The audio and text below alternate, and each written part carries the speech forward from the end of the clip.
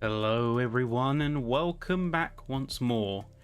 You join us for the third round of SIMseniors and you join us at Paul Ricard tonight. If you saw the action last night, then you know what kind of action this track can produce and the kind of carnage that at times this seemingly docile on the surface circuit can really bring to the fore. But I am your host Sappytron for tonight. I'm going to be taking you through the race, and goes without saying, but always make sure you drop a little bit of support. You give us a like on the stream if you enjoy what we do, and you get jumping into the Facebook and the Discord if you want to get stuck in yourself. But tonight we're not going to waste much time. We're going to jump into things. You see, you know what to expect of the circuit if you joined us last night in Group 1, and I do recommend checking out the VOD after this if you haven't done so already. It was some good racing, some real good performances, especially from some of our top runners. But for those who missed it, and for those who have missed us over the break, because we did have an off week, you have a 5-minute practice which the drivers are conducting as we speak, and then a 15-minute qualifying followed by a 60-minute race. There is a mandatory pit stop associated with the race as well, and you can choose whether to take tyres or not. Now, the tyres are going to add about 10 seconds to your overall pit time if you choose to swap them, but you do have to come in for that mandatory refuel regardless of what you do, so that is going to affect your strategy for sure. And we have seen some drivers sort of switch between and sort of internally debate whether they want to go for it. But this is the race, and because I say 13 corners, 5,770 meters, and the back Mistral Straight are the things we have to look forward to as the places where we're going to see the most action, as well as a little bit of chaos coming out of turns 1 and 2. We have seen some battles take it all the way through there, and we will see in qualifying just the limits that these drivers can push. But we have the gold class, the bronze, and the silver, and we have 3 drivers to watch in each of them. So first off, your gold class, Andrew Goddard wins out so far with 65 points, and just 1 point behind is Mark Hughes. Both of them running Ferraris, so both of them proving to be a strong car. But we have seen a bit of a flex in the meta and the BOP as of yesterday's race as anything to go by. And Bruce Hopkins rounds out with the 3rd place spot with the V8 Vantage. A very sleek looking racer indeed. In the silver class, which will be denoted by the silver numbers on the timing board, is going to be Paul Wallace with Giovanni Gila and Paul Murray in the Ferrari, the Vantage, and the McLaren respectively. And then the bronze class, you have Kevin Walker, Mike Hilton, and John Lloyd all in Ferraris. But we are still going to have some real great racers out on full display today. And we're going to be seeing some top tier racing. We're just a minute away from quali in full. We will be jumping trackside shortly when they get started. But for now, let us know in the chat who you've got your eyes on for tonight's racing. If you want to check out the full championship standings, we do have a server page courtesy of Emperor Servers.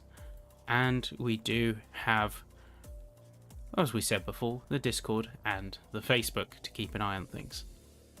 They are about to start with... Lloyd was moved to Group 1. Well, there you go then. Never mind. Lloyd was transferred. I was thinking as such. That's the off week catching me out there. Really should have remembered that. I did have it. I literally have it in my notes. So, my bad. I literally have it in my notes. I should have picked that one up. That one's on me. So maybe not. Maybe not. We see him in Group 1, but Group 2 is still going to produce some fireworks nonetheless. We might see a few drivers, as we see in Group 1 and Group 2 alike in the past, really punch above their weight in terms of the class that they're designated in. Like we saw yesterday, Justin Cutler really making a statement and really sort of punching above their weight in terms of being in the bronze class and taking the fight to the golds. So awesome to see some drivers really pushing it out there, up in their game. But we're about to jump into quali, and let's see what these drivers can do. Enough waiting, enough stalling. Let's see who is going to be the one to watch, as we are trackside, just waiting for FP to finish, and then we will be getting into quali good and proper. 157 in practice, but that's hardly indicative of the race pace that we are expecting to see going in. We're just waiting, I believe, for Bull to finish. And there you go. Green light. Give it all you got. And that is quali. 15 minutes, folks. It's a quick shootout. You're going to get 5-6 good laps in there before you start to wane in terms of pace. And we're already getting some cars out on the field. First one out, Chris Wilson. Going to be leading the charge, getting straight out and trying to break away from the rest of the field. Your word of reminder that if you see a white number on the timing board, that is gold class, silver is for silver, and then red is for bronze. So if you hear me refer to a driver as net P2 or net P5, that is within class, irrespective of the current timings. Should be seeing some new liveries, some new drip coming through from some of these drivers. But I don't know what's happened. The client is synced up. The client is all synced up according to Awesome.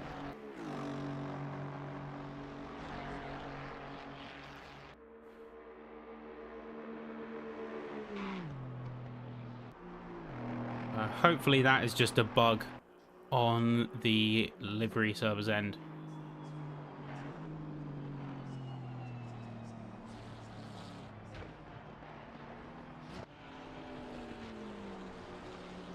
But we're going to be sticking on board with Chris Wilson, as he's going to be the first car to set a time on the boards.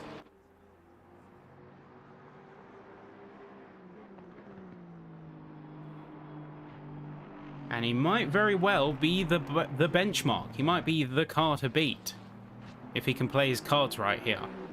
Currently P12 in the Gold Championship for Group 2. But he has a chance to make a statement here.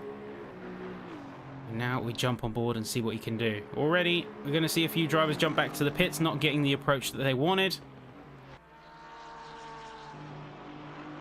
And through turns 1 and 2, heavy onto the curbs, using as much of the track as he can. He can be a little bit more liberal than you might expect with some of the track limits here, but at the same time, don't take it too far or you will get punished severely, especially if you take it too far in the race too many times. Drive-through penalties are not to be trifled with.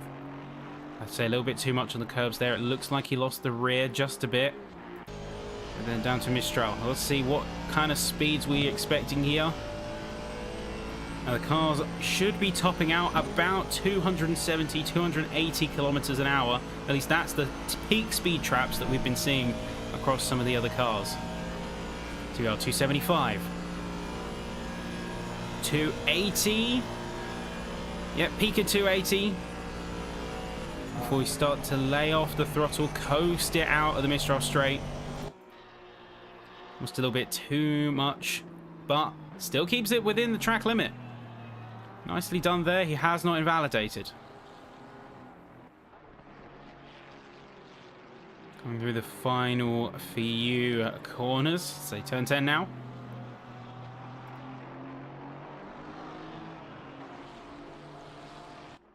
Right out the gate, looks like he could be on the books for, I'd say, about a 155, 156. But it all depends on how well he can exit out of this corner. Oh, on the throttle much earlier than I was expecting. This could be good. This might even be even better. Here we go. 55.2. That's the initial benchmark. Is anyone going to challenge that? You've got Andrew Goddard, who's just finished a lap and is coming through now. You're going to see more drivers come through on the timing boards. Hughes, Coulomb. Got Wallace coming in for a P4 finish. Alex North is going to be in the next one and is going to be another pro driver. Wallace currently the only driver in the silver. Thompson coming into P4. But that's Devine usurping Wallace as the lead of the silvers. Up into P5 now. Locker P8. Mitchell P9. North jumps up to P6. Nicely done there from him. Got a few more cars coming in. Rasuri. Gila. That's, I believe, a couple more. Walker coming through here. Pollock up into P4. Big punch up at the top end. Very nicely done from him there. Got Melon about to cross the line. Jumps up into a solid P10. Good start. And then a few more cars. Gary Broadbent. Very striking livery, I've got to say. And then across the line, it is going to be a P19. A few more cars are going to be coming in. Queen Kellenberg, Divitini, Center in P17, Heim in P16. A few more cars that we haven't managed to catch. So Corello.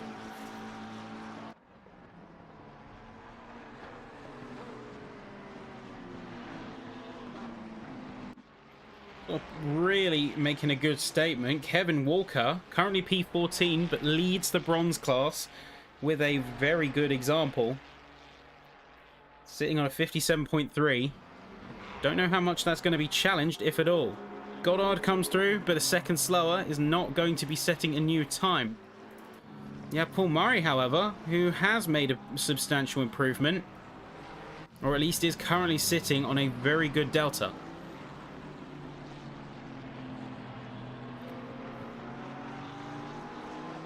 Few drivers are going to be in that same boat, positive on the delta, but now it's about whether they can confirm and convert it into some serious jumps upwards. Final couple corners here for Murray. He's got a little bit of traffic up ahead, so he might have to negotiate his throttle a little bit more gently. Comes up straight to the back of the other car ahead. That's going to be Gila, but as it comes through, it's in P8 now, and he's going to jump up to P5 with a nice improvement indeed. Very good from him there. And let's see if anyone's going to make a challenge to him.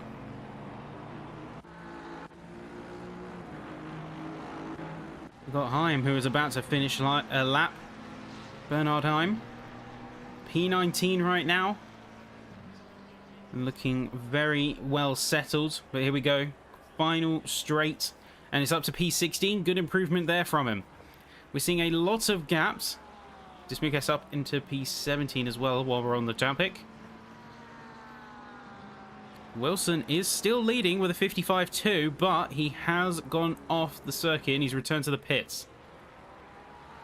Andrew Goddard could be standing to make a serious improvement, however. He's currently running 1.1 seconds up.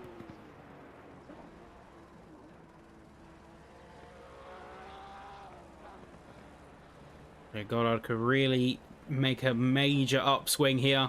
Just nail the final corner. Don't overextend onto the sausage curbs. Don't be riding the sausages. Nothing good comes from riding them sausages. But 54.447 is nothing to scoff at. That is pole for Andrew Goddard, at least for now. We look around the field. We see some improvements all around. One that I want to see some improvement on. Paul Wallace currently leads silver and has got the potential to make some big gains on their time. Though saying that, is going to be yielding back into the pits despite what looked like a very positive initial run on their lap. Got a big jump up. That's going to be North coming into P4 position there. Very nicely done. And a few more cars are going to follow suit. Kevin Walker jumps up to P19. A few more cars. Quinkellenberg down in P30, but stands to make a lot of time in this dying segment.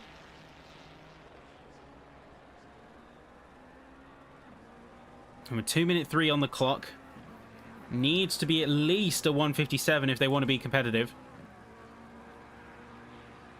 It is going to improve to a 2:02, but it's not going to be anywhere near enough to make the statement that he really wants. You have Hughes just coming out of Mistral. Dealing with a little bit of traffic. I believe that is Heim in the Ferrari. But he's currently sitting P2, and he's lost about 3/10 in this last sector.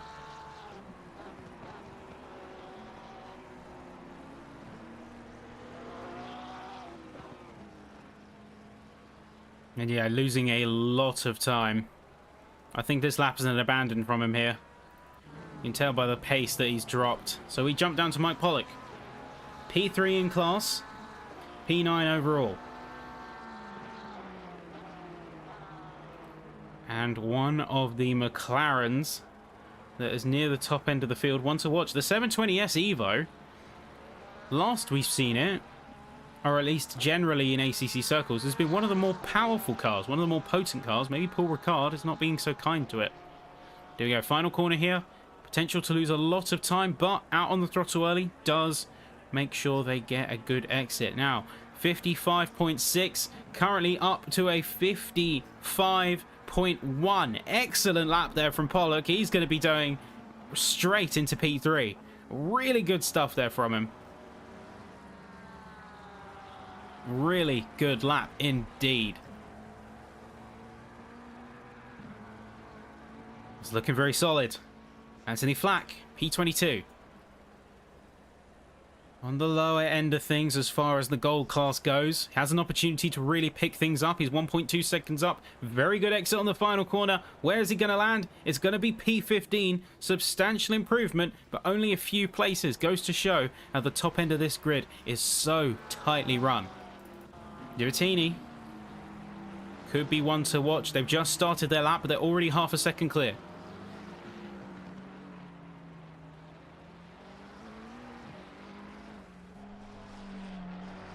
Looking very nice in that McLaren. That thing is looking spicy indeed. That is for sure. I want to do a little bit of a speed comparison. I want to see what kind of pace he is running here. And you can see he's ringing out the engine of that 720 a lot more than we comparatively saw with Wilson in the Vantage at the start of the session. We are 280, 281, 282. Pushing a lot more.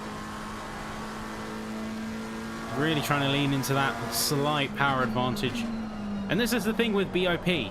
You want to lean into the natural characteristics and the advantage of your car. So as you can see, a few more drivers are going to be crossing the line and going to be making some moves on their laps. Melon currently P8, just started. A few more cars like North are about to get themselves a healthy position bump as North jumps into P3. Watching the timing board has not moved up to reflect this, but Givatini looking like they could make some serious position jumps here.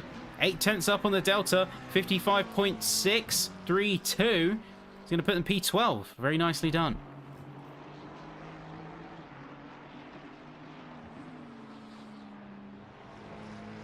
Kellenberg. Hopefully they're going to be up on some more competitive keel. I think just struggling for a little bit of pace around some of these sections is going to improve to a 2:05. But again, just not quite in the range of some of the other cars. We have Tennant and Bull who have not set times on the board yet. Only drivers yet to do so. Vassallo had a very good stint up until this point. Has a few tenths up, but they need to get into the mid 56s.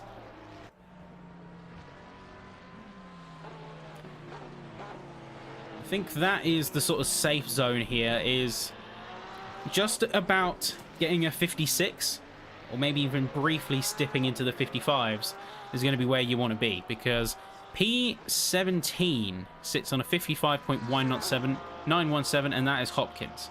So Vassallo does make an improvement, sits at P24 right now, but if you want to get anywhere from P17 to P1, they are looking like a tough bunch to beat. Chris Wilson could be on a challenge, but we are in the final minute of qualifying, so now this is for all the marbles. You can see a lot more cars have headed into the pits and are staying there, particularly at the bottom end of the field. Tennant does set a time, but it's a 2:05 2:05.607. He's not going to be able to make a serious challenge on his time unless some magic comes out, and nope, he's going to be going into the pits. That is time for him. as are a few more cars. They are all going to be heading into the pits in a similar fashion, of similar ilk. Hill, currently in P12, but unfortunately has invalidated, so they are not going to be seeing an improvement. And then you have the final sort of runs for the remaining cars on the track. Everyone else has pretty much headed in. As you can see, the pit lane stacking up. Nobody else is going for big runs. Well, the number 404 car is just heading into the pits, and the 330, who is out on track and needs to reset to the pit lane. Chris Wilson now coming across the line. Has got an improvement, but he lost it all in these sort of dying sections. Yeah, Murray, who just came through. And a very nice run indeed. A few more cars coming down. But as we can see here, there's not much in the way of improvement from anyone who is coming through.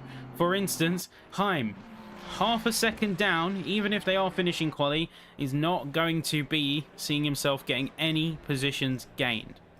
And everyone, for the most part, is running much further down on their delta. Only one who isn't running down, or positive, is Hill. Tony Hill in the Ferrari. Everyone else is looking like they are not going to be taking home any positive deltas. Hopkins is teetering on the line, but he's lost it in the last corner. So eyes are on Hill to see if he can make an improvement here. Around half a second up. If he can confirm this, he could put himself up within the top 5. Just needs to bring it home, nail the final section.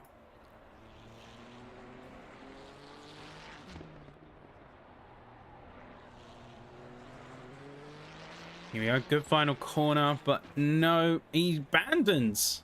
He abandons. He doesn't go for it. And yeah, he is going to remain, in fact, down in P13. And that is where we sit. That is where we sit, and here is your standings for quali. So I'm going to go through the leaders of each class and the drivers to watch. So P1 through 3, you can see it on screen. You've got Goddard, Hughes, and North, both, all 3 of them, in fact, say top 2 once again with the Ferrari, with the Aston Martin taking 3rd spot. 54.447 with a 54.6 and a 54.922 trailing behind. Then in the silver class, you've got Murray and Pollock with a 55.0 and a 55.1, with Wallace down in P9 with a 0.455.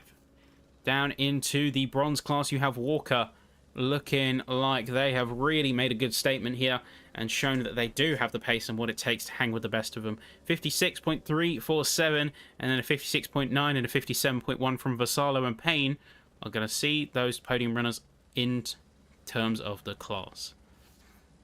Let's see what the race holds, but for now we're going to take a short break while the drivers go trackside. Don't go anywhere, folks. We'll be joining right back with you when formation kicks back in.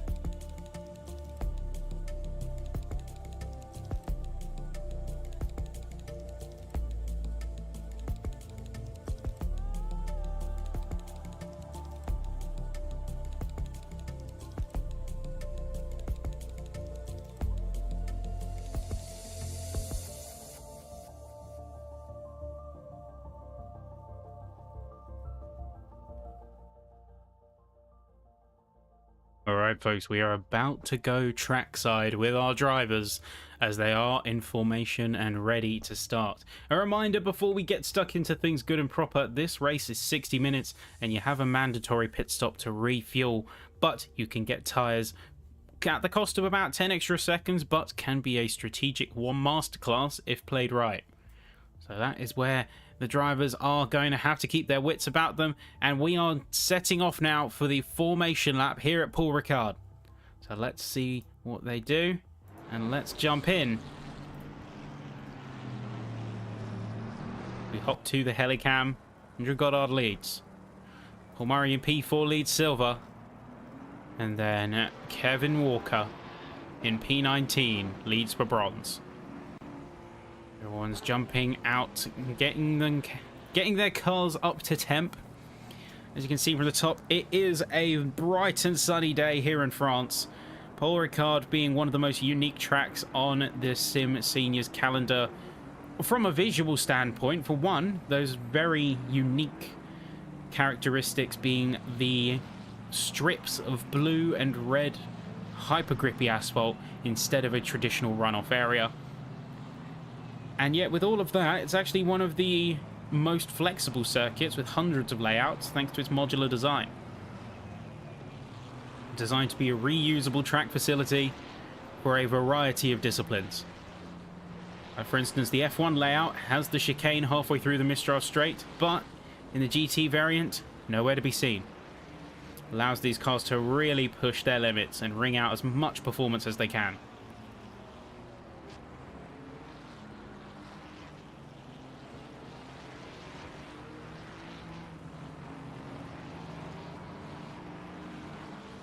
I can see a little bit of the bets in regards to early chaos and who is going to be tapping whose rear end, but I can assure you tonight, regardless of what way you slice it, is going to be some action, that is for sure.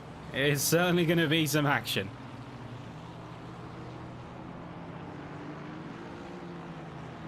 I'm also realizing sometimes my wording does get me in a little bit of trouble.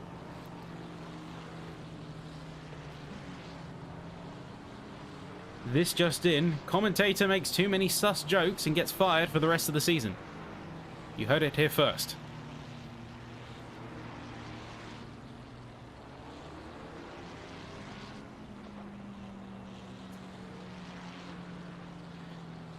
You can see, it's almost menacing when you see drivers choosing not to weave and work their tyres up to operating temp.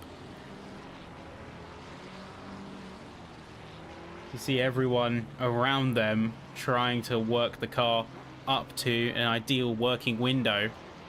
And then some drivers just like, yeah, I don't need to weave. I don't need to do any of that.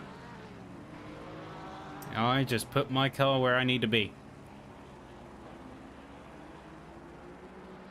The track is looking very hot, so I think there might be a little bit less work to do. 25 degrees track surface temp, and that is going to make these compounds nice and hot and sticky. There you go, down to 60 kilometers an hour for formation. Just after turn 10, everyone gets up into double file and stacks up ready for race start.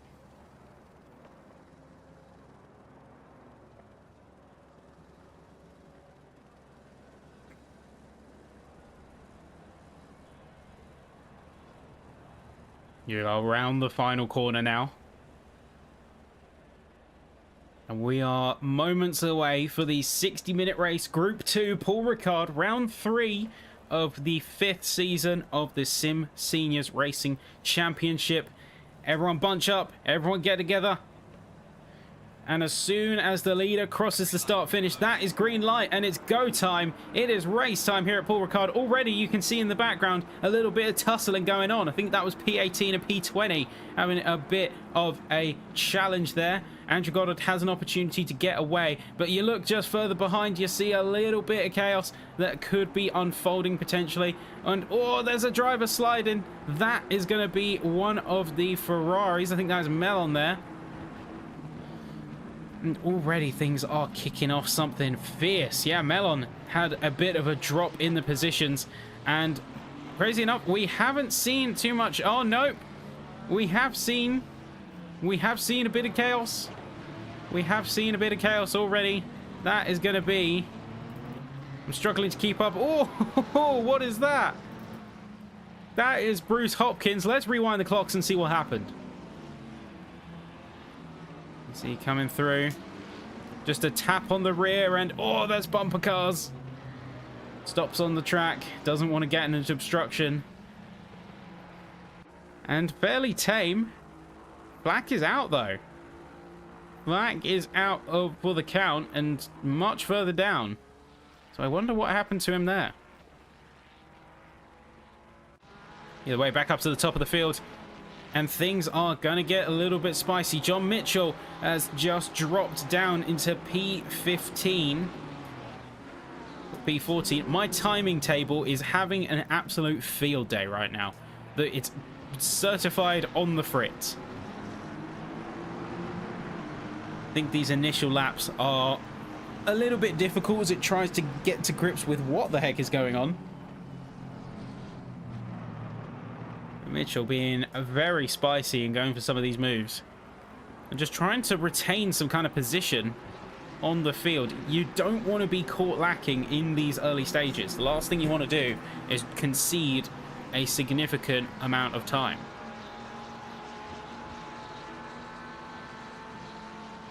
So drivers really trying to push some position here. Kevin Walker, P16 and leading the class, is going to see some rearward competition in the form of Carrello.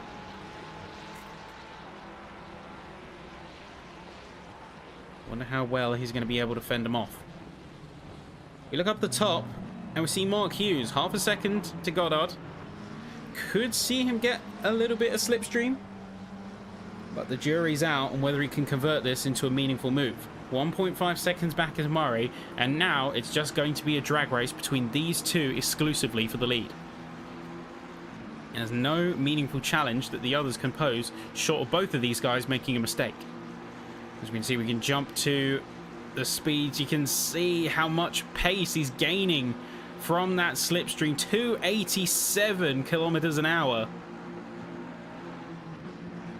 Really looking strong here. Murray is on some excellent pace just a bit further behind, so even though they are dropping to about 2 seconds now, you got to forget he's in the silvers. Chris Wilson though is going to be making a challenge on North. Now it's North dropping the spot, is down in P5.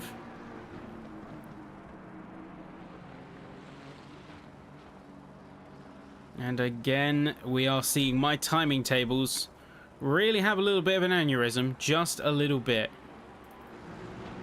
You see a bit of a fight further down, Carrello and Vissuri going off, having to rejoin, nearly going into the path of Heim. Nearly goes into that path there.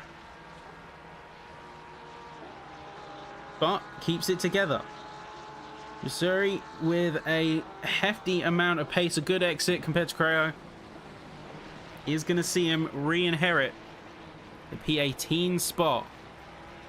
We're seeing a couple of drivers lagging out here because I'm getting a lot of these confused.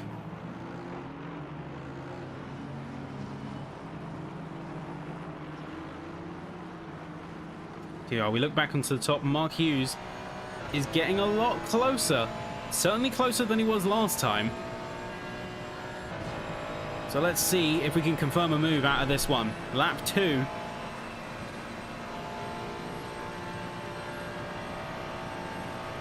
we go. You can see Goddard going a bit more defensive. He went to the inside before returning to the standard racing line. Slide from the Ferrari just up ahead.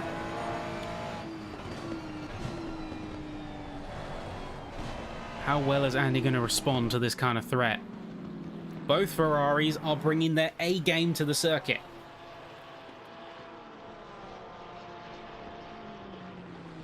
A game has to be on display or otherwise we are going to see some fireworks either way. Regardless of which way it swings, there's going to be some fireworks on track. Because these two are certainly pushing each other to the very limit. See Hughes taking a very different line, but just can't take the pace with him with the different exit. You can see he was looking to try and get the inside switch back, but he couldn't confirm it. He could get it confirmed now. So he dips the nose out briefly and then has to yield and go back in. Running real close there. Running real close indeed. All eyes are on these top two. Oh, but look, something's happened. Something has happened. A bit further down, let's see what's come of these two. And oh, that is a brutal hit. Double hit for good measure. That was, I believe, Divatini and Pollock. So they just took each other out at turn one. Not ideal for them whatsoever. I'm sure there's going to be a little bit of tension and a pretty long post in the apology channel. Back up to the top. We see a script that has been played out a couple times before. They say the definition of insanity is doing the same thing again and again, expecting different results. But could this time be different? You can see go ultra defensive is Andy here. Big slide coming from the Ferrari, but he still holds his own. He has domination over the track position, and that gives him basically command of this challenge.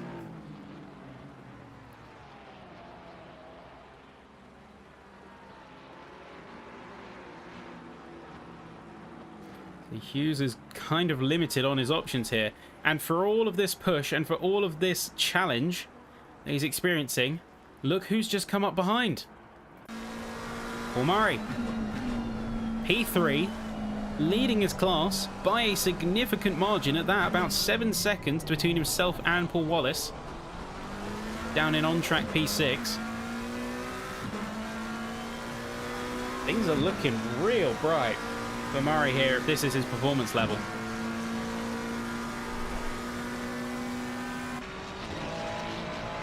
Harrison Wallace has got a lot of catching up to do, but is really putting down some great pace nonetheless. Doing just as good of a job in holding his current line and current position, especially when you see the gaggle of cars that are chasing him down. Pollock got murdered.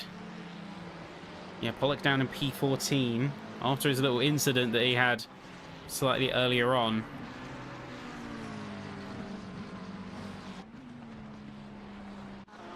Jump a bit further down, a little bit of a move. The bottom end of the field, Quinkellenberg and Smith gonna have a little bit of a drag race heading into turn one. Smith is gonna go for it. Quinkellenberg going quite slow, in fact. Yeah, going very slow. We see Chris Wilson could be challenging for a podium here.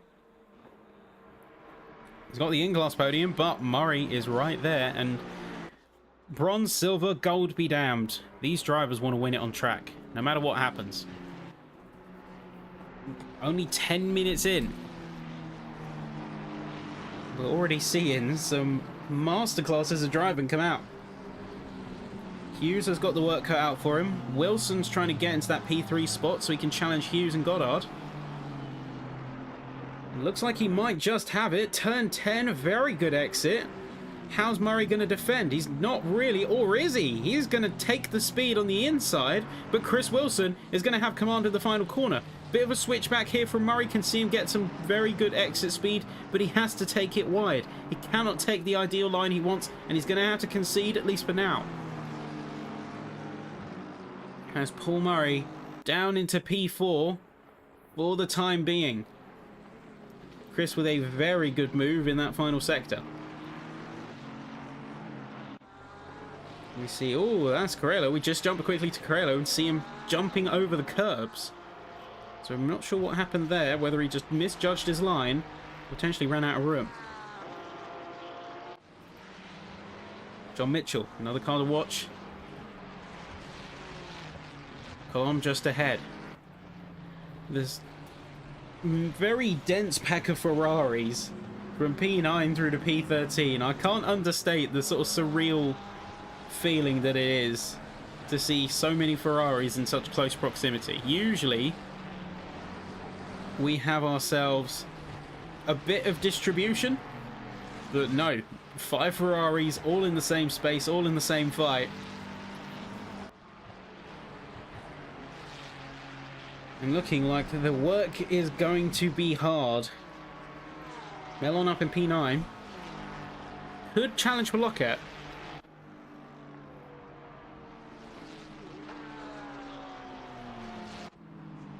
Lockhart is firmly in the crosshairs. You can see he goes narrow, and all we just see in the background, that's a slide from John Mitchell. He just gets the exit of Mistral wrong, and he has to try and find a space to rejoin, but he can't do it without jumping all the way down to P18. That is a brutal wake-up call for the hidden difficulty of this circuit. Coming up to the 25% time mark, and we've seen some big jumps up and down the field. For better and worse circumstance, this race has certainly kept things interesting. We jump back to Melon. We can see he's getting ever closer to that P8. Look at down in silver class, isn't a threat to him on the points front, but he stands between himself and Thompson, who is very much on the agenda.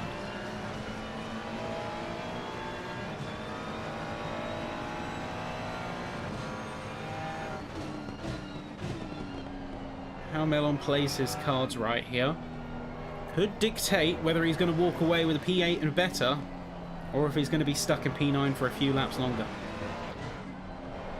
He can eventually force his opponent into a mistake, but he's also going to have to balance the act of attacking with a familiar face of McKillop right behind. So he needs to get round Lockhart, and he needs to get the position so where Lockhart is now an obstruction for McKillop and allows them to get a bit of separation. Melon goes for the move. He's going to have the drag race heading down the Mistral straight, but can he get enough speed to make it work? McKillop is getting very close. I think there was a little bit of a yellow briefly coming out. That was for Paul Wallace. I think that was just a slide which he corrected. Melon is taking his time. He doesn't want to be overzealous. And I think that's paid off for him, because look, Lockhart has taken a bit more of a deep line, and heading into turn 10, they're going to be side by side. McKillop is really just chomping at the bit to try and get around both of them, and I think Melon made a mistake, because look, McKillop's around, and he's going to be the one to usurp him for the challenge to P8.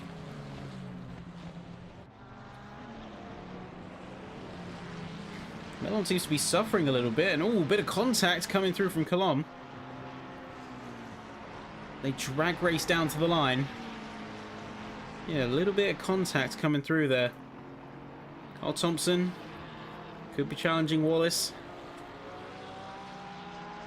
Wallace himself looking like he's having a little bit of a struggle here. I think some momentum has started to fade. Colomb is going to be getting a chase down on Melon after their trading of positions in the early stages of the lap. No, Colomb pulls out. He's going to brake earlier. He yields. I think takes the safer strat, in my opinion. I think that was the right call for the scenario. And Wallace. What's happened to Wallace? He's completely lost the car to the entrance of Mistral. So he's going to be rejoining all the way down in P15 and make that P16 after Dismiquez in the... I love that green car. I gotta say, I love the paint job on the green. Livery on point. 10 points. Yeah, Wallace down in P16 now after what was up until that point a great charge. So easy to just lose the rear of the car. What's that? Whoa, what's that there? Melon's had a bit of an off. Let's get a bit of a replay and see what happened. So it looks like he came out from Mistral just fine. And that is a tap. That is a double tap. That is between himself and Colomb. And I think they're coming to blows here. I think there might be a little bit of a sportsmanship question. But we didn't see the second contact, so it may have been coincidental. Everything's on the table. No aspersions to be cast here, but these two are fighting for the same space, and the same space is not going to be open for the both of them. Elon and Colomb, two drivers to watch, that's for sure. You see Tennant drop down into 24th. Again, respect for being the only Bentley on the grid. Massive respect for that. I've always got time for people who run sort of off picks in the grid. Because everyone gravitates, it's very easy to gravitate towards the 720s or the 296s or the McLarens. Just in general. McLarens have been notoriously powerful. And then even before that, the Lamborghinis. But yeah, seeing your Bentleys, your Lexuses, that's where you got personality. And some extra spice thrown onto the track. Tennant unfortunately doesn't quite get the corner right. Nearly comes into contact with Gila, but they both give each other space. No, never mind. I had to open my mouth, and that is Tennant tipped around. And is going to be dropping all the way down to P27, P28. If they can't get it back on the track, even further.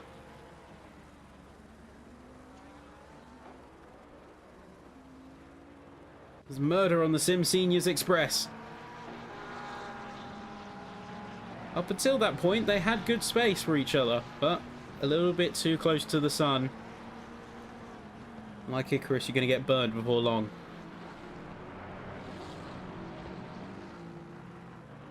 We jump back up and we see Hill. Going to be in the middle of a potentially powerful position to hold. Unfortunately, he's not going to get the exit right out of corner 13. Dibertini is going to be drag racing him into the first.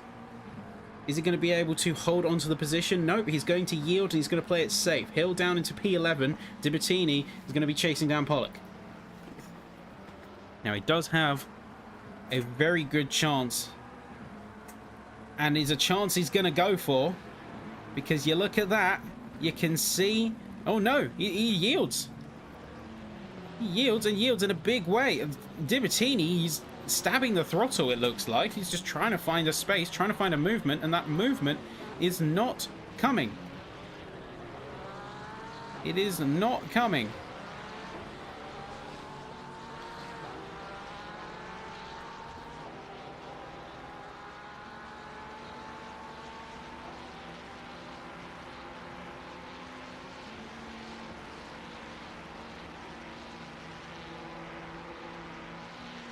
We could see a bit more challenge up at the top of the field, but now, as it stands, eyes are trained on this mid-pack. Hill could be looking to get their position back on Dibertini. How are they going to exit out of Mistral? Keeping it clean, keeping it honest.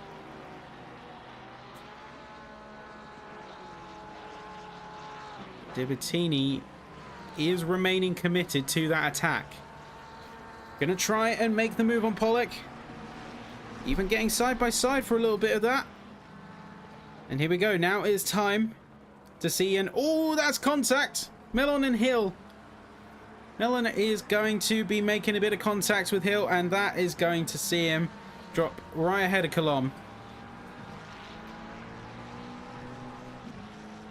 Down into P12. Things are looking dicey in this mid-pack. I'd be a little bit nervous. We jump up to the top and we can see Chris Wilson, having got round Murray, has done a little bit of a masterclass and quietly got it done in the background. They're right on the back of Hughes. Yeah, just quietly getting the job done. Currently sits on the fastest lap with a 54.9. Compared to the leaders, who are a few tenths down. Especially the last lap. Wilson, 54.9.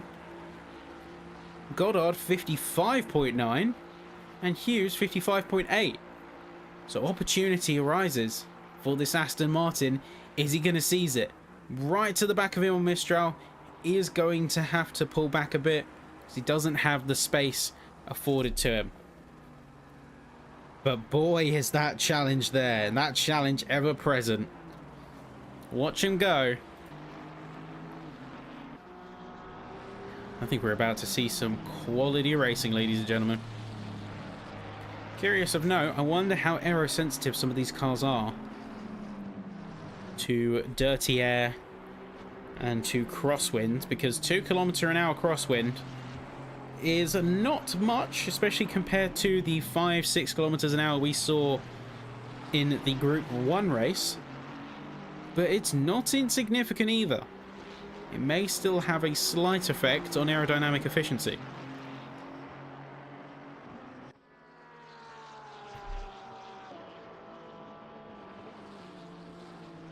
Yeah, if Wilson can get close enough, he could trigger the aero wash effect in his opponent, force him to run a little bit wider. But the dirty air and the turbulent air that's coming off the aero kit of that Ferrari up ahead is going to play havoc with his mid-corner grip. And that means he can't get on the throttle as early, and he cannot keep the same proximity.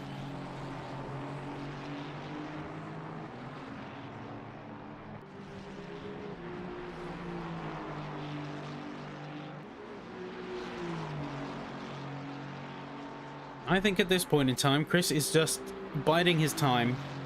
He's waiting for the ideal moment to strike. He's continuing to build up the pressure on his opponent, knowing that eventually they will crack.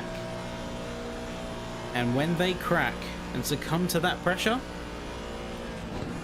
Wilson will be right there to stomp on that opportunity and get himself where he needs to be.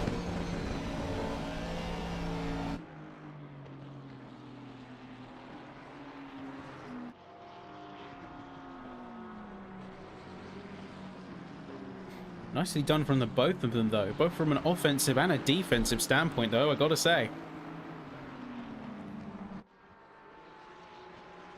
You look around and things have mostly calmed down. There's not much to be said. Oh, saying that, though, just as we jump ahead, Pollock, coming out of Mistral, I think just misjudges the line and, oh, has to have a correction, a bit of a snap. And he's going to drop the position to both Dibattini and Mellon. Curiously, Hill hasn't really made much of the time back since we last checked in on him, so maybe the mental state is a little bit compromised. And I know I've said it in Group 1 and in rounds past, but the mental state of a driver is vitally important to their performance. You come in with a winning mindset, you're going to do a lot better. You come in with a mindset of negativity and stress, you won't be able to focus on the race, and you will do poorly. It's a self-fulfilling prophecy, and one that needs to be contained.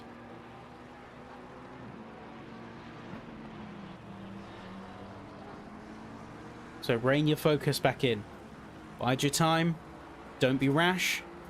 If there's an incident or you're getting frustrated waiting behind someone, just need to keep a level head enough to get the move confirmed. Wilson now, down to just a couple of tenths. And looking like a setup for a move that's going to come next lap, if I had to make a guess.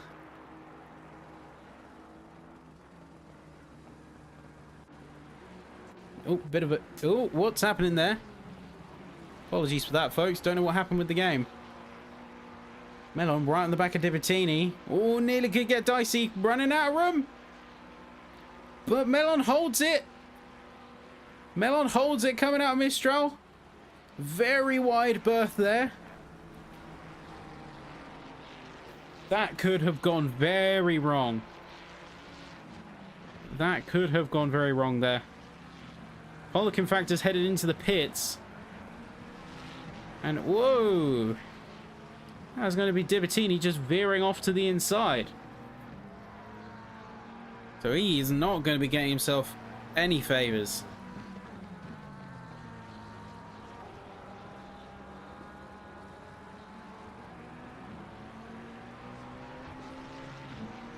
Yeah, not lending himself any favours. Whoa, whoa, whoa, whoa, whoa, whoa, whoa, whoa, whoa, whoa. What just happened here? Let's see what happened. So Devine loses the car, collects flak, and then remains beached on. Sees cars coming. I'm not sure how that can happen sometimes. Yeah, right in the middle of the track, collecting another car. Not ideal. Far from ideal. You need to hold your brakes in that scenario.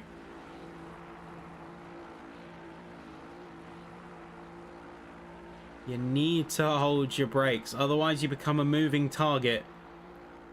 And you see what we just saw there. That's why we say it. Unfortunate there. But we are seeing a few more drivers now head into the pits. Vassallo, Tennant, Payne, Centre, Devine. We see a bit of movement coming through. As I think those are the leaders. The leaders have converged in all of that chaos. It's dawned on me that now the top dogs, the top brass, nearly make contact, but the top brass are separated by just a few tenths here.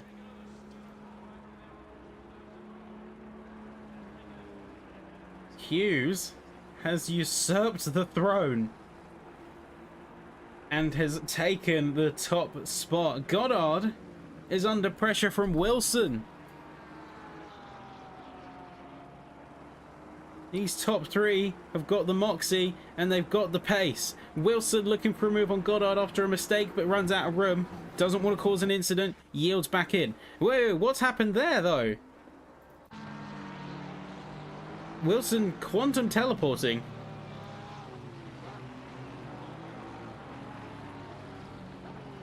Looks like Wilson has mastered the quantum realm and has the ability to jump through space-time. Goddard could be potentially on the books for a resurgence here, retaking top honours.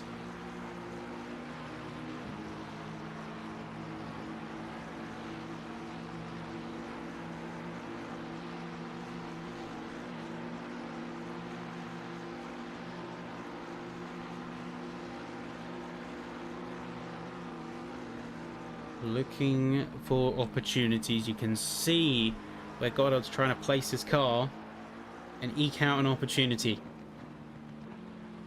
It's just not quite materializing yet. And being in the position he's in, I would say you'd have to keep his wits about him. One wrong move not only jeopardizes your chance to take a spot from Hughes, but gives Wilson a free P2.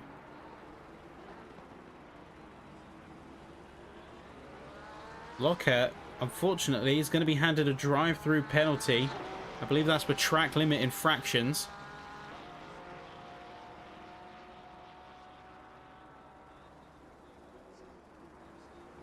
But look at the top of the field. 1 through 8, all pro, aka gold class. But then Hill and Wallace, P9 and 10, 1 and 2, and Walker in 11.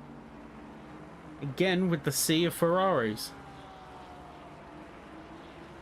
We see Thompson heading into the pits. A few more cars, Gila. You can see some of the others on the field have already taken stops and sunk the time they needed. This is the crucial transfer window, and big slide from Goddard. Is going to see Wilson go for a move. He has the inside. Has the inside, is going to confirm it. Very good speed there from the Vantage. Lean into the power. 1.5 seconds between Wilson and Hughes, though. Could see Goddard just try and take the place back again because he has the slipstream. Wilson doesn't. But the Vantage could get a few extra miles per. And I think that is a crucial element in this whole equation. Who is that behind? That is Pollock. I believe that is Pollock there. And Goddard going very narrow to the inside, then to the outside, goes outside the track limits. I think he's looking a little bit shaken here, to be honest with you. Goddard can close the gap, but not while he is a little bit sort of off kilter in the way he is right now. A few more drivers coming in. Smith, Flack, Tennant. Lockett goes into service penalty. Mitchell heading in, or at least coming out of the pits now. So you can see the other drivers looking for ways that they can get some crucial time. I will say, despite some of the more dubious, questionable incidents we've seen in this race so far as we cross over the halfway point, we're seeing some really good racing here, and the incidents we have had have not been as dramatic. We haven't seen any cars flailing and spinning. I would say fairly low drama. Short of a couple, everyone is putting on their absolute A game, and it shows with the cleanliness and sportsmanship of the drivers. So good on you to everyone who's in the race, regardless of what position you're in. I'm just going to be heading into the pits, and is going to make one of the two in the top spots of the silver class to jump in. A lot more cars are now making those judgment calls. I'm Melon, Hill, Walker. All going to try and press that early. Pollock chasing down a fellow McLaren in Lockett. He's trying to get some positions in class for himself. Robent heading into the pits. A lot of the top spots are still yet to go in, but McKillop is also in now as well.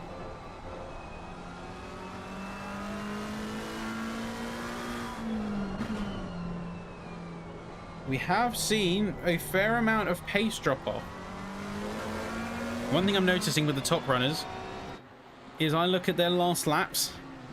56.1 from Hughes, 58.5 from Goddard, and the 56 flat from North. So North and Hughes put on a really good previous lap.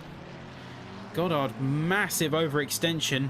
I think he's heading into... Yep, he's heading into the pits. Goddard is heading into the pits, one of the first three. And then North is going to follow suit shortly after, leaving Hughes in a space of his own. 56.3 last lap.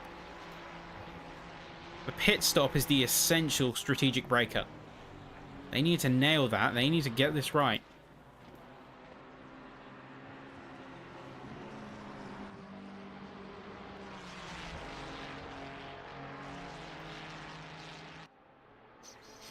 Don't overexert the car. I would say play it a little bit safer than most. There you go, look at the challenge from Melon. Getting real close to the back of McKillop.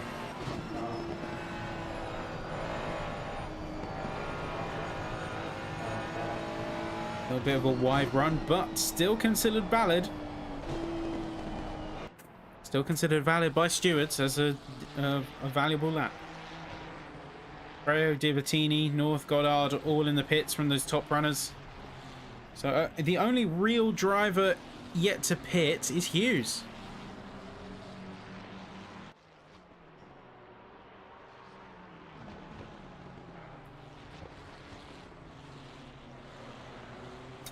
Yeah, Hughes is the only one sort of in a top paying position that has yet to pit still.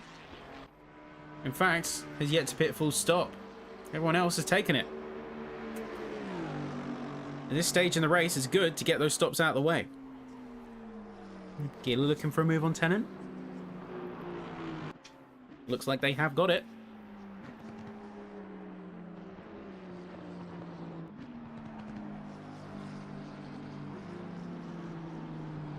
Got it with quite the swing.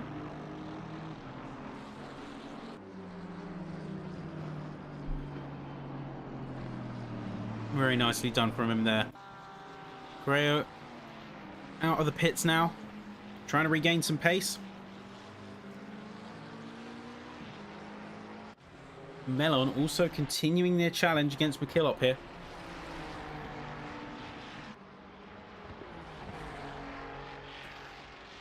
Max has got a really good run into the Mistral.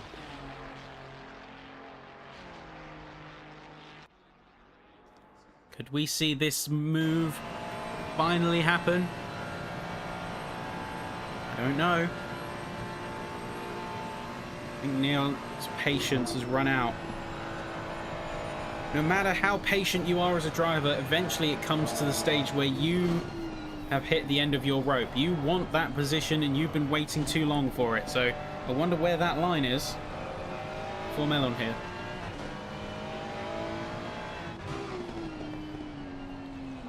Where is that line for him? Question on my mind. I'm sure question on yours.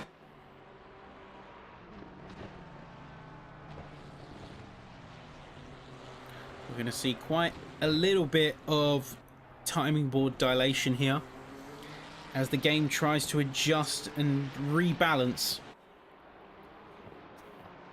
around drivers taking their stops.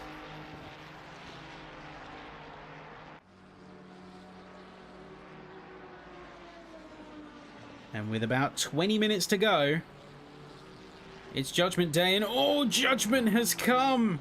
But not for McKillop. Melon has made a mistake, a crucial one, coming out of turn 1, and is gonna have to make a hasty rejoin.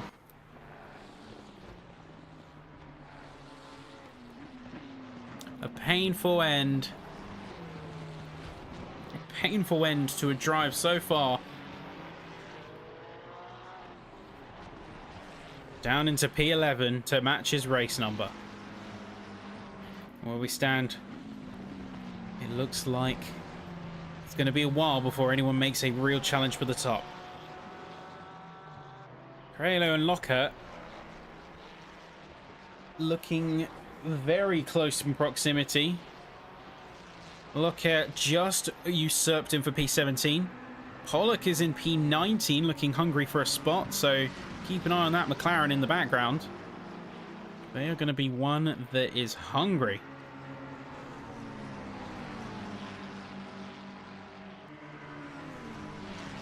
Oh, Roger, unfortunately disconnecting. Sorry to hear it, mate.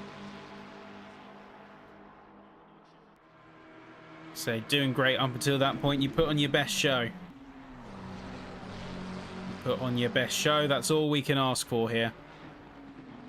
Outside of your hands, don't sweat it, mate.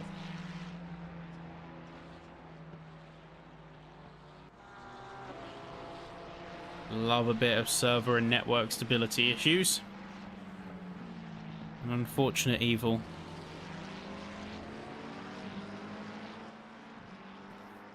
Time is of the essence for the drivers that do remain, because you're coming up to the final third before long.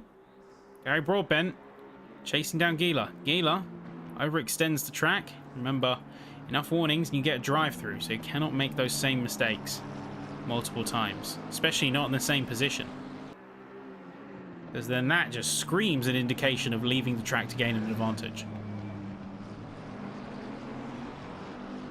Here we are, Broadbent challenging for P22. Or to keep our eye on the gap at the top as well, because Goddard could be looking for a move on Hughes soon. And they have closed back in proximity.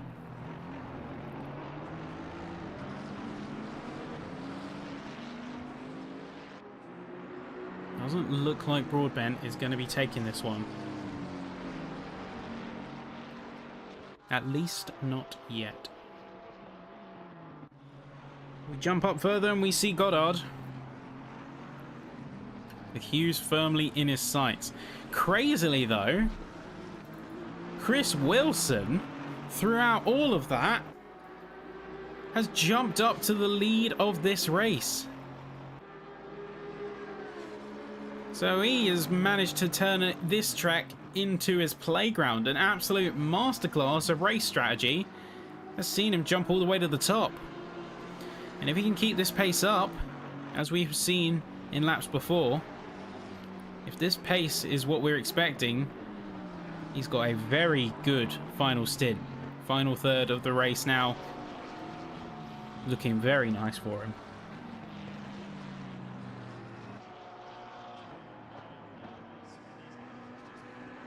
Andrew Goddard, of course, one that we have looked on in clarity.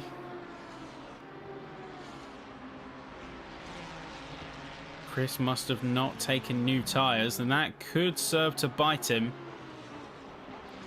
But he can also put on some good defense. Just needs to be in the right place at the right time. Goddard now chasing down Hughes, the other Ferrari in the podium spots. Down to 0.2 of a second. Looking desperate to claim back some time. As Hughes is just trying to put on his best race and close the gap to Wilson. Goddard is there to make it a much more difficult time.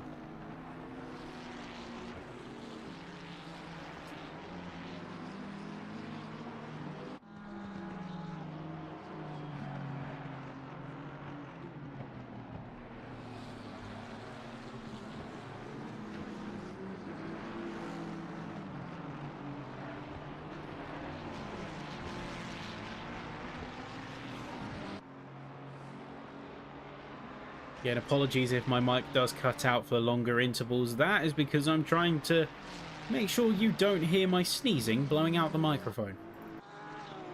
Jump a bit further down the grid, we see Gary Broadbent. And we see him in P25.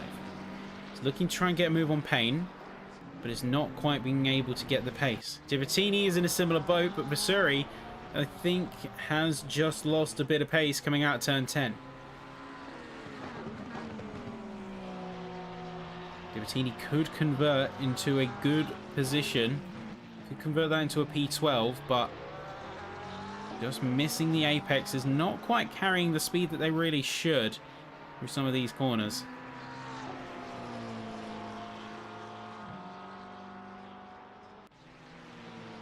But they have got those eyes firmly locked on that Porsche 992 GT3. I believe that is the 992 gen. Hard to tell without looking at the tail light signature. You see traffic yielding. That is going to be Mike Bull on a different lap to the rest of the field, so it is going to be under firm blue flag rules and yielding to the competition. Chris Lockout could be getting a move.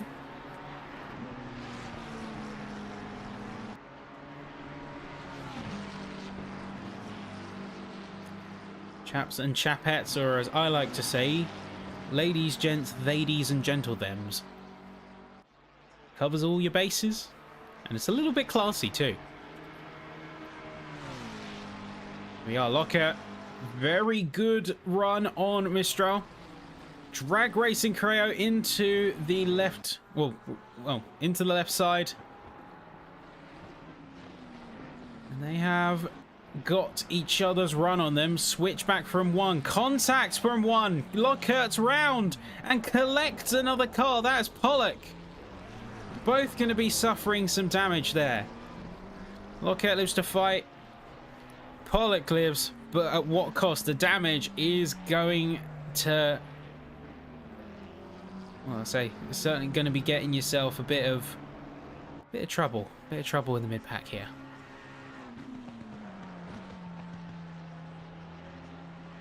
Completely stammer my words there. I do apologise, but I wasn't really sure what to make of it. You make contact and you collect the car behind in all of it. Unfortunate to see. Happens sometimes in racing.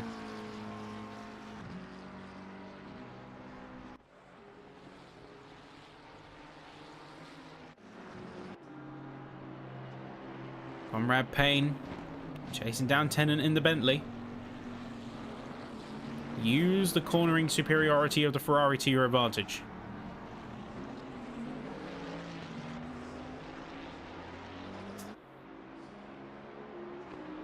Yeah, Pollock is not having much luck, unfortunately. I agree. He is not having the best of times. Certainly could be much further up had the race gone his way in terms of the environment.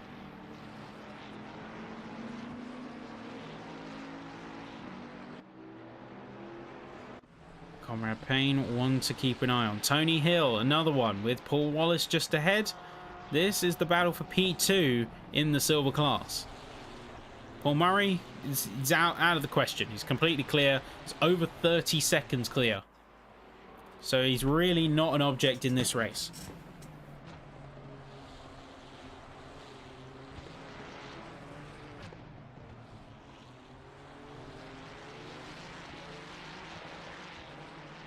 Yeah, hasn't really got much of a horse in this race. McKillop is 28.5 seconds behind Thompson.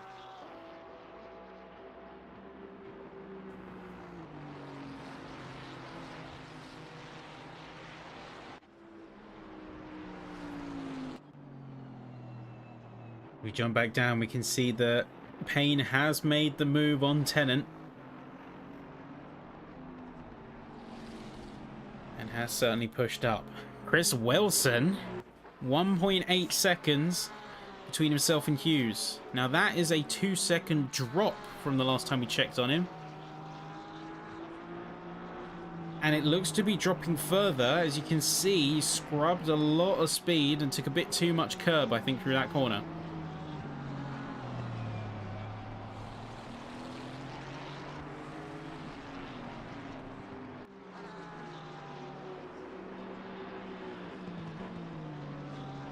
As long as Wilson can keep himself outside of a second, he's going to be okay. But that gap is fading fast. And he's starting to run out of luck, I think. 55.8 compared to a 55.0 from Hughes last lap.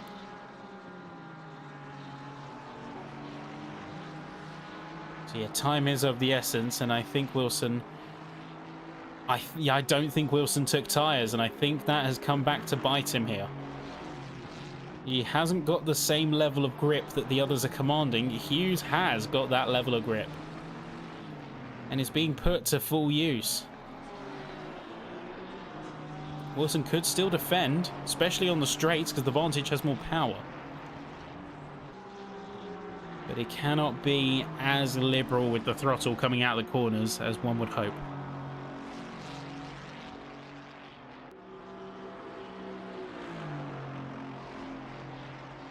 I think he's still on the cards to finish really well today. He's certainly going to be in a podium spot. I think Paul Murray's just out of that range of attack.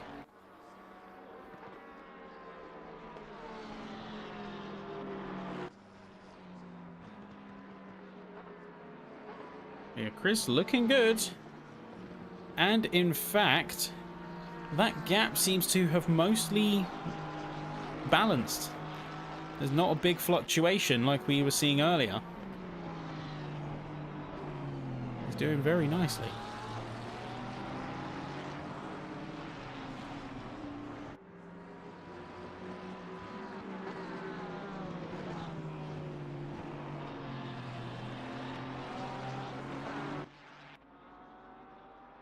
Jump on board, Paul Wallace.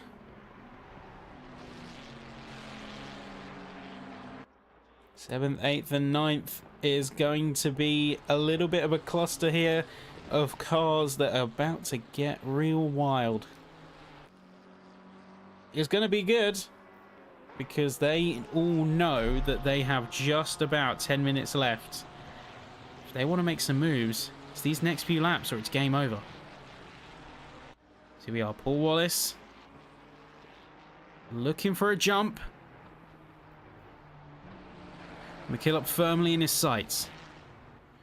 Run it wide. Get the earlier exit. Lean into the power.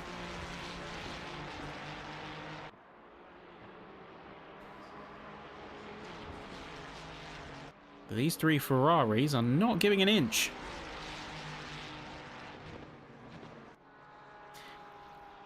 Is there a term for Ferraris plural, like a group of Ferraris in a tight condensed area? Is there an official term? Like I know with Priuses it's Prii for some reason. I wonder what it is for Ferraris. Wallace having a little bit of a slide coming through turn 2, but keeps the position. Might have to jump back up to the front end of the field soon, because Hughes could be going for a challenge on Wilson. Fezzies? I like Fezzy. I think Fezzies is good.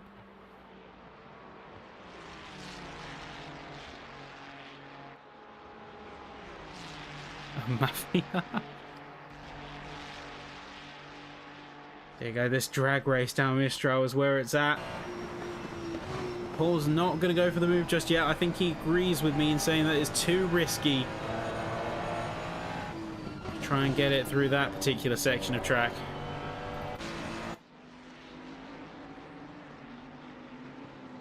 Wilson, though, I think he's well and truly run out of time.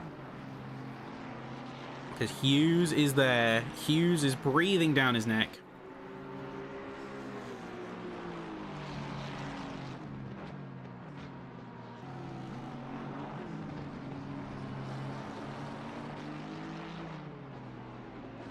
And Hughes, I think, is going to go for the move either this or next lap. You see, another car yielding. That's going to be Broadbent. Being on a lower lap is going to guide the positions on track, not get in the way of the lead fight. Could go Hughes. Is he close enough? That's the question. He's certainly going to benefit from a little slipstream because he's already crossed 280, 285, 287, 288. He has the speed, but it's just not connecting into moves.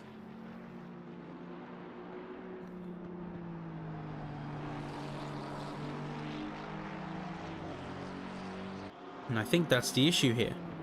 They have the speed, they have the ability to challenge, but it's not becoming full-blown moves and overtakes. At least not for these top runners.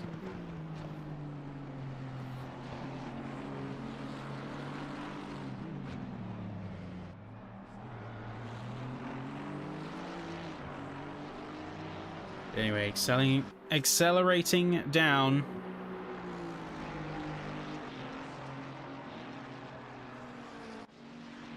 Hughes is hard on the chase.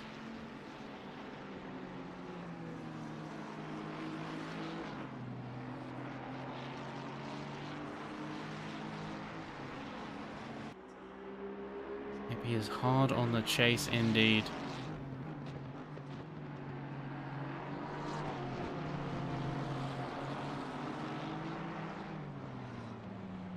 Run, Chrissy, run! Seriously, that little bollard piece has not been removed from the track by stewards in any way.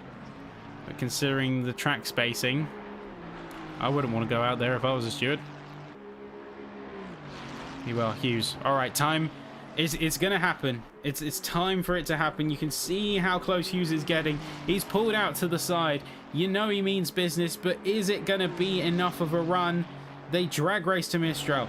You got Hill passing Wallace just in the background, but now all eyes are on the top because the move is being made for the lead of the round.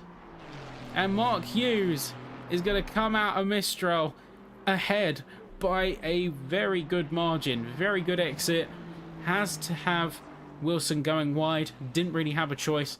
And about second clear, although fluctuating between second and half a second. Just a couple of corners and the back straight. A great run, a great job there from Hughes. Very well executed move. And with 5 minutes to go, all he needs to do is hold it. He just needs to confirm.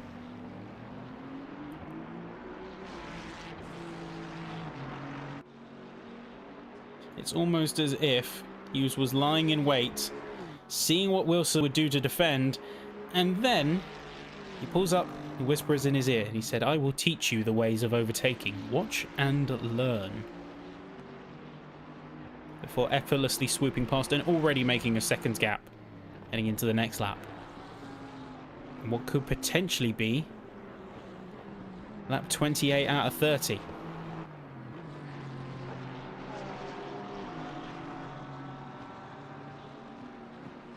If the timings are to be believed, at least.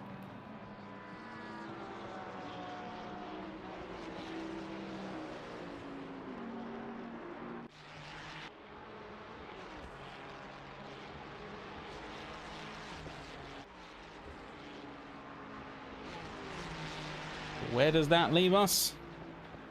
Right now, leaves us with Wallace in P9, chasing Hill down. I think we've got to give a shout out to the leaders of each class, because of course we've been focusing on the lead of the race overall and the leader of the gold, but it still bears mentioning Paul Murray looking like an absolute rocket for the silvers, putting down some really quick times and just showing a great level of consistency. While you have Kevin Walker in P16, but clearing pretty much his entire class with no contest in terms of time. About 30 seconds separates himself and the next bronze class driver in Corallo. Paul Wallace is going to be looking for an opportunity. Is it going to be enough to come out Mistral? No, unfortunately not. He's not going to be getting it. Not going to be getting it. And that is Alex North heading into the pits, curiously enough.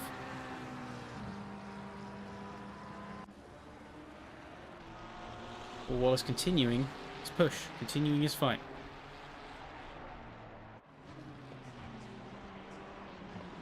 Yeah, North, unfortunately, he's got to drive through. That's going to be rough for him.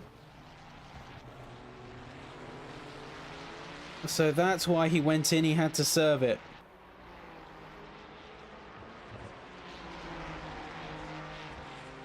That would make sense. And it is going to drop him down to P6. However, such a time gap exists that he is going to walk away still with a very solid result.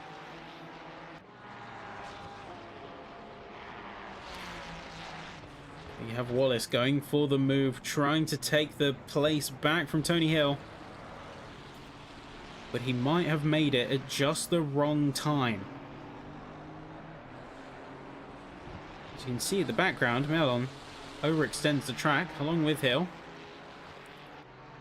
Both of them flagging for track limits.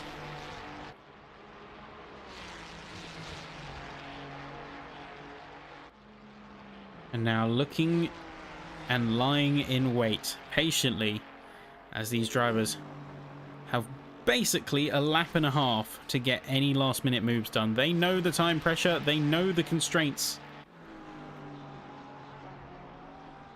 So now it's time to see what they can do. The leader is on the final lap. You just heard over the pit radio. So it's do or die time. Melon, big overextension onto the off run. And as many would say, it's not over till I say it's over. Neil really chasing down that position. Just in the background you can see he has run off, but eager to gain back time. We look a bit further up. We jump back on with Wilson, because Wilson, throughout all of this, I've got to say, he's done an excellent job. Goddard is 9 seconds behind, so not a concern, not a threat. He's managed the conditions beautifully. Even if he is nearly a second behind Hughes, it's not undermining what a brilliant drive he's had up until this point.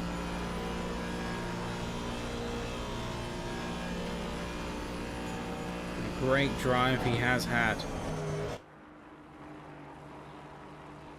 Yeah, Wilson briefly bringing out local yellow, a slip.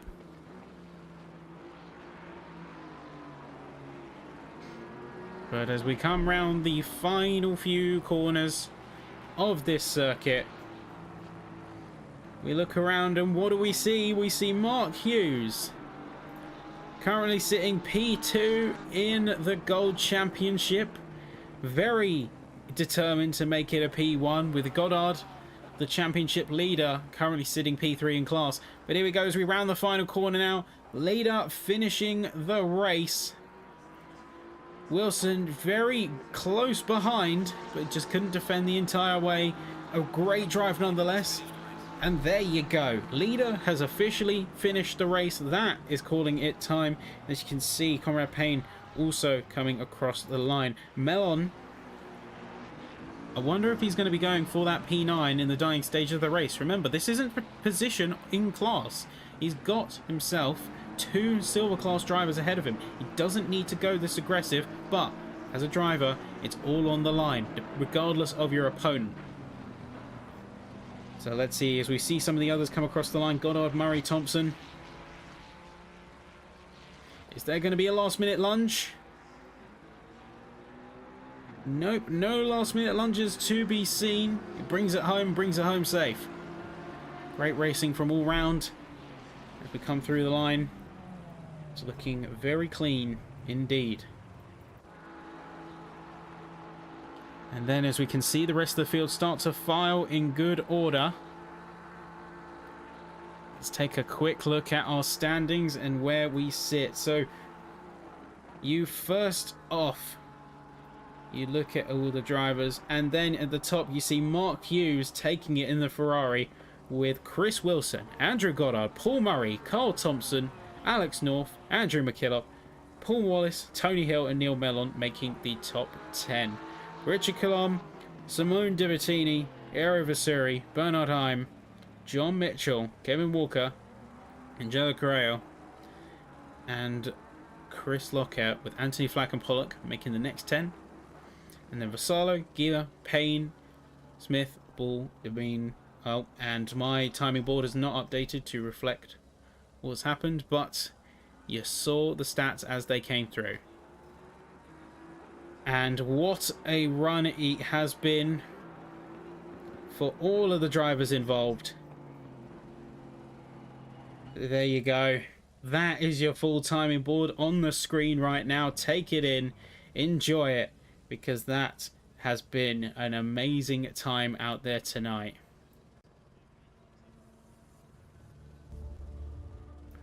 And one that I have very much enjoyed coming over. But that is where we leave it for tonight. So Finlay, Hopkins, Quinn Kellenberg not making it to the end. And Dismukes disconnecting. Devine 2 laps behind. But still, a great race had by all. And a great run had by so many drivers here. So whether you finished or not, whether you're a part of Group 1 or 2, whether you're just part of the community, thank you everyone for coming tonight. Hope you enjoyed some great entertainment and some great racing that has been on full display. I clock out for now from you all, but you will not want to miss next round, which takes place at Imola. So you know the track, you love the track, love you all in the chat, and we'll see you very soon. But for now, take care. That's all from me signing off. I've been Sappytron. Goodbye.